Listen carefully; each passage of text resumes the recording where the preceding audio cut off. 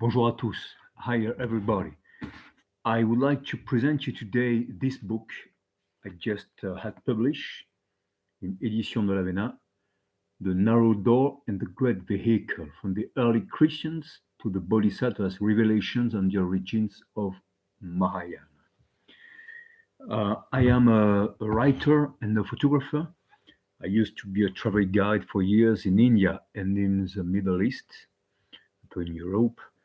And for years, I'm dedicating myself to explaining the double and contemporary origin of Christianity and Mahayana Buddhism, the great vehicle that after gave the Tibetan Buddhism, Zen, Chan, and so on.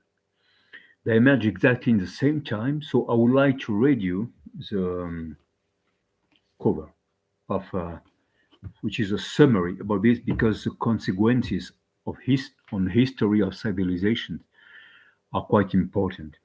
It is not by chance that exactly in the first moment, at the beginning of the Christian era, um, there was the occurrence of the two biggest revolutions of the history of religions for the last 2000 years: Christianity inside Judaism and the great vehicle inside Buddhism of the origin.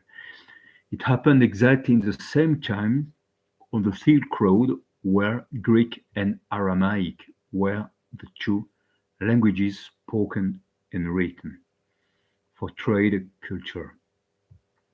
Uh, so the best not to forget anything is to read you this summary I put at the end of this book. An independent research opens a revolutionary perspective in the history of religions and sheds new light on the still unexplained emergence of the Buddhist great vehicle and Christianity in the first century CE, demonstrating the influence of the early Christians in the strongly Hellenized area of the Kushan Empire that was the heir of Alexander's conquest on the Silk Road. So it emerged on the Silk Road. At the time of Alexander, the Silk Road did not exist because it was a Chinese emperor that drew this road in the first century before Christ. 2 millennia ago, the simultaneous spread of Christianity in the West and in the Middle East and Mahāyāna Buddhism in the East redrew the world map, but could be only a coincidence. In this period, the region of Gandhara, today Afghanistan, Pakistan, India, and Kashmir, saw the emergence of new sutras like the Heart Sutra, the Lotus Sutra, the Sutra of the Infinite Life, um,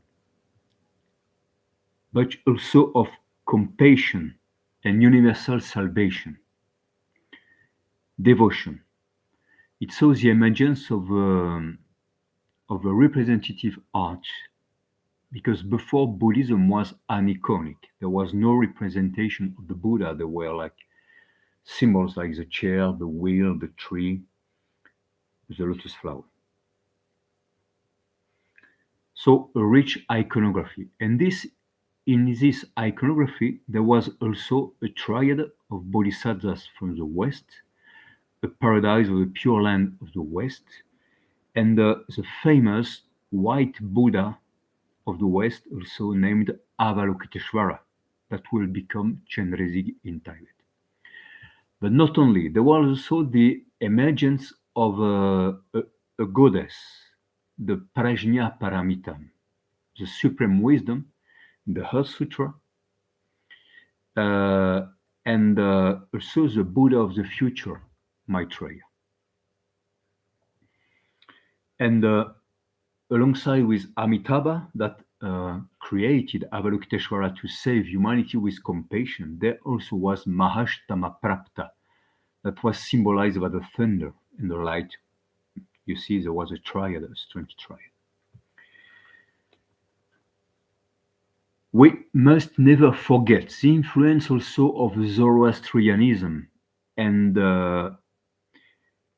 Mithraism in this emergence. They had a big role, like Gnosis. And if we compare the texts of Mahayana with the text of Nag Hammadi, there are strange similitudes, such as an erotic mysticism, the wisdom, the creation by an infinite light, the fact that the women cannot enter the paradise. So this is a historical journey I propose you. It's an iconographic journey. It's a journey inside the texts, interpretations and of the text, but always with the maximum serious. And also going deep into the etymologies and always respecting chronology and geography, always comparing the respective emergencies of these two ways of universal salvations exactly in the same time. So I don't believe that it is only by chance that in the 20th century, Tibetan Buddhism met again the West.